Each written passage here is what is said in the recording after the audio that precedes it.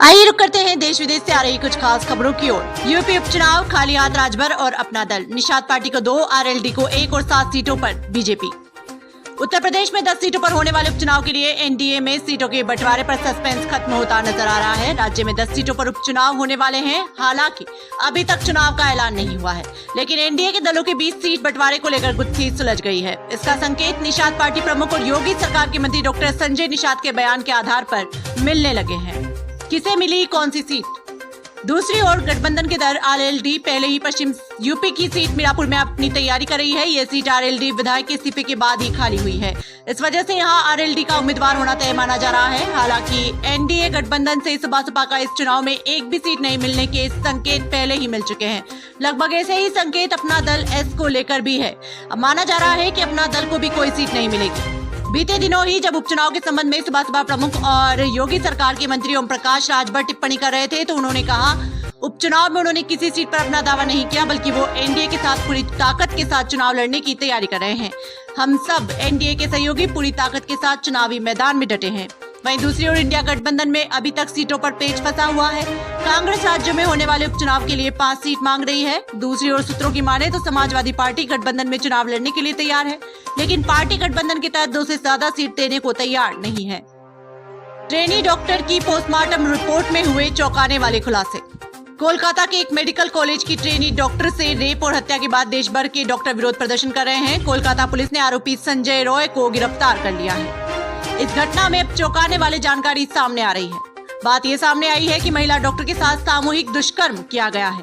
पीड़ित महिला trainee doctor की पोस्टमार्टम रिपोर्ट आई है और इसमें हुए खुलासे से पता चल रहा है कि उसके साथ सामूहिक दुष्कर्म किया गया। पीड़ित के प्राइवेट पार्ट में 151 मिलीलीटर वीर्य पाया गया है, जिससे हड़कंप मच गया है। इस रिपोर्ट को देखने वाली डॉक्टर सुवर्णा गोस्वामी के मुताबिक किसी महिला के गुप्तांग में इतनी बड़ी मात्रा में वीर्य पाया जाना सामूहिक दुष्कर्म का संकेत है। अगर कोई व्यक्ति रेप करता तो उससे इतना वीर्य नहीं मिलेगा। इस महिला के साथ कई लोगों ने मिलकर रेप किया है। इसके साथ ही एक और चुकाने वाला खुलासा हुआ है कि इस महिला के पैर 90 डिग्री तक खुले हुए थे और कमर के फटे बिना ऐसा नहीं हो सकता। ये सब इस तथ्य की ओर इशारा करते हैं कि उसके साथ 1 से ज्यादा व्यक्तियों ने बलात्कार किया है। ये मामला सीबीआई को भेज दिया गया है और पुलिस ने एक आरोपी को यहाँ गिरफ्तार किया है। सवाल ये भी आ रहे हैं कि बाहर की आरोपी थे जो वो कौन थे, वो अस्पताल के अंदर के थे या बाहर के। खिलाड़ी निकली शेख हसीना, भारत में बैठे बैठे कर दिया कांड। जानिए बांग्लादेश में कैसे हुआ दो फाड़। शेख हसीना को खदेड़ने के बाद बांग्लादेश एक नई मुसीबत से गुजर रहा है। वहां रहने वाले हिंदुओं पर जुल्म की कहानी दुनिया देख रही है, लेकिन अब बांग्लादेश की सेना की हरकतों पर भी सवाल खड़े होने लगे हैं।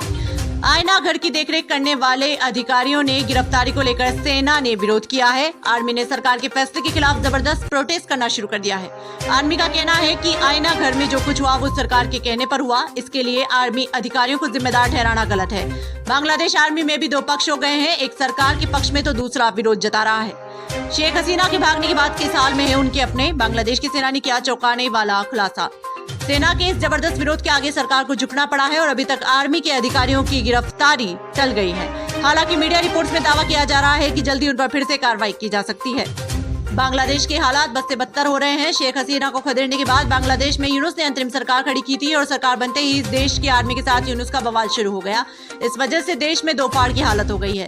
सारा विवाद हो रहा है शेख हसीना के बनाए आईना घर की वजह से, जहां पर राजनीतिक हस्तियों को कैदी बनाकर रखा जाता था। कुख्यात आईना घर की निगरानी का काम आर्मी के कुछ अधिकारियों को दिया गया था, जिन्हें नई सरकार अब गिरफ्तार करना चाहती है। हिंदुओं की सुरक्षा हो सुनिश्चित, हम चिंतित हैं। बांग्लादेश में जारी हिंसा पर बोले पीएम मोदी।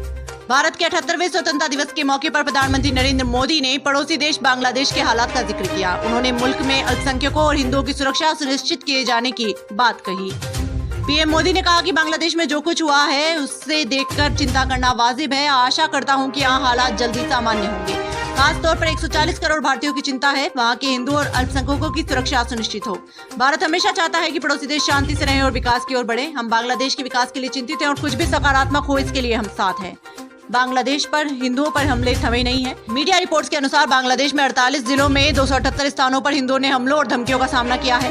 खबरें आई है कि हाल ही में ठाकुरपुर सदर उपजिला में आने वाली फाराबरी मंदिरपारा में एक हिंदू परिवार के घर को आग लगा दी गई। ये घटना मंगलवार की है। हालांकि स्थानीय लोगों ने तुरंत मौके पर पहुंचकर आग पर काबू पाया। सोमवार को ही Bangladesh national Hindu grand alliance ने कहा कि शेख हसीना का शासन खत्म होने के बाद हिंदू समुदाय ने 278 स्थानों पर हमलों या धमकियों का सामना किया है। अलायंस का कहना है कि सरकार में बदलाव के कारण हिंदू समुदाय के खिलाफ तोड़फोड़, लूट, आगजनी जैसी धमकियां जैसी घटनाएं सामने आ रही हैं। क्या यूपी में बदलने वाला है सीएम का चेहरा? केशव मौर्य ने उठाए बड़े कदम। लोकसभा चुनाव के बाद भारतीय जनता पार्टी की उत्तर प्रदेश इकाई में लगातार अंदरूनी कलह की खबरें सामने आ रही है। अब उप मुख्यमंत्री केशव मौर्य ने एक बड़ा कदम उठाया है। केशव मौर्य ने प्रधानमंत्री नरेंद्र मोदी से मुलाकात की है। खबरों के अनुसार 11 अगस्त को दोनों नेताओं के बीच मुलाकात हुई थी। इस मुलाकात को लेकर कई कयास लगाए जा रहे हैं। लोग कयास लगा रहे हैं कि यूपी में जल्द सीएम का चेहरा बदलने वाला है। खबरों के अनुसार उप मुख्यमंत्री केशव प्रसाद मौर्य ने पीएम मोदी को यूपी में भारतीय जनता पार्टी के हालात की जानकारी दी। उन्होंने इस दौरान पीएम मोदी को लोकसभा चुनाव में भाजपा को बड़ी संख्या में सीटों पर मिली हार का कारण भी बताया। आपको बता दें कि इससे पहले उत्तर प्रदेश के भाजपा अध्यक्ष भूपेंद्र चौधरी भी प्रधानमंत्री नरेंद्र मोदी से मिल चुके हैं। आगामी समय ही अब तय करेगा कि यूपी में मुख्यमंत्री का चेहरा बदलता है या नहीं। देश दुनिया की तमाम बड़ी खबरों से जुड़े रहने के लिए देखते रहिए पीटीवी हिंदुस्तान। यदि आपने अभी तक आपका अपना YouTube channel PTV Hindustan subscribe नहीं किया है तो अभी सब्सक्राइब कर लें, बेल आइकन जरूर दबा दें।